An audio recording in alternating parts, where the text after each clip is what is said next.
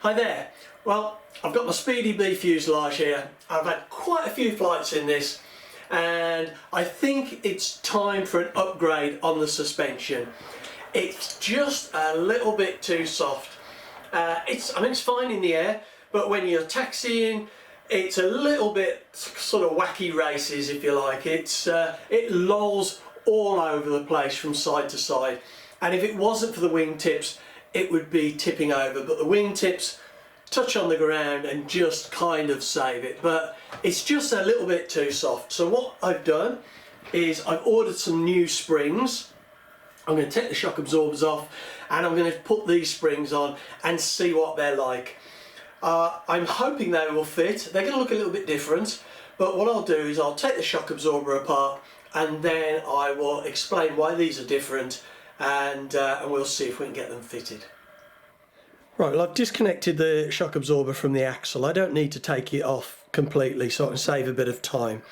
And we can take the spring off. There's just a bottom piece here that if we pull the spring up, that will lift up and just slide off, and then the spring will come off.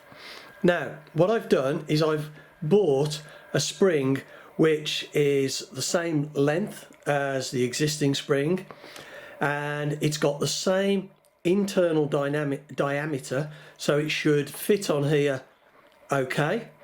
But what is different, obviously it's got less coils, and the coils are, I think they're 1.5 mil. Let me just check that, as opposed to 1 mil I think they were.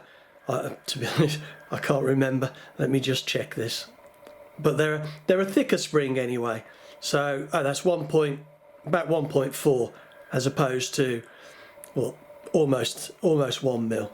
So they're basically a heavier spring, but they're the same size in internal diameter, so they're slightly wider on the external because you've got that extra thickness of the spring wire.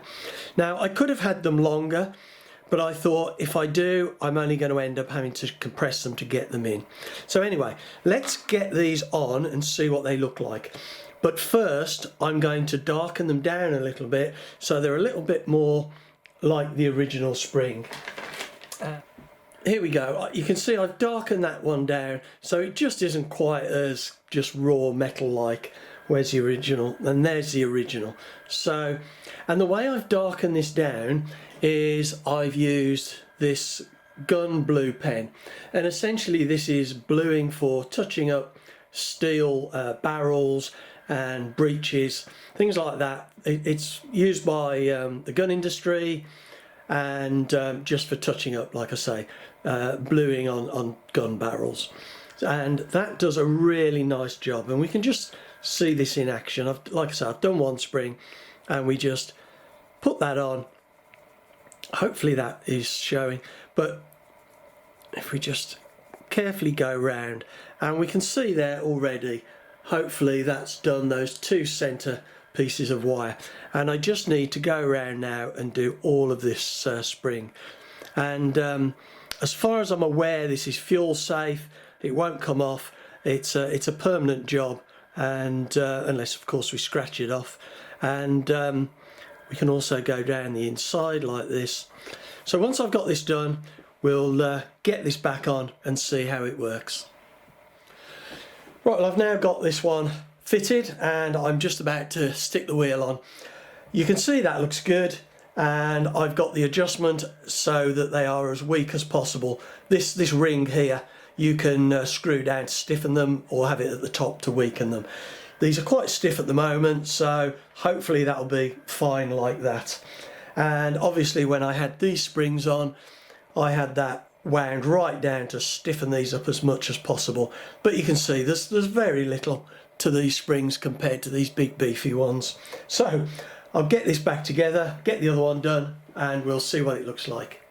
Right, well, I've now got this all back together. I've got the old soft springs off and I've got these new quite stiff springs on, and it really has stiffened this up.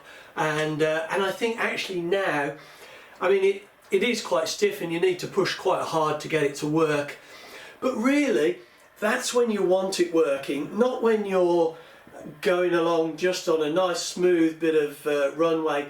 You want it to work when it comes down with a bit of an unexpected bump on a landing perhaps, or hits a divot in the ground, either on landing or takeoff. So I think that is going to be a lot better and a lot more effective, but only time will tell. And if it is too stiff, then you can get springs, as we saw on the measurements. The original were about 0.9 of a mil and the new ones were 1.4 mil. That's the actual spring diameter, the coil, the steel diameter. So what we can do is we can get a slightly thinner spring that will work just a little bit softer than these, if necessary, maybe 1.2 mil. So, but we'll see how these go. I honestly think these will be fine and work lovely.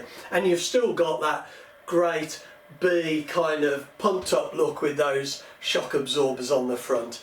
And I think this bluing pen really helps by just darkening them down and making them look a little bit more subdued rather than just this kind of plain steel look. I mean, I use this bluing pen quite a lot on push rods as well, and the odd nut and bolt here and there, but it won't work on stainless. It has to be on like this spring steel or music wire. So, but anyway, just a thought with the pen. I think it's a great idea and works really good.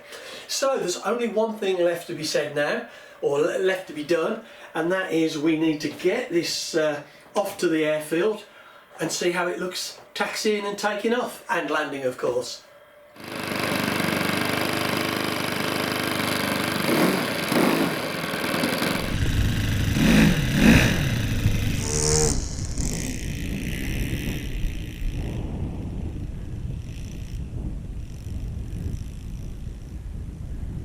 So I need to be taken off downhill. That suspension's a lot better.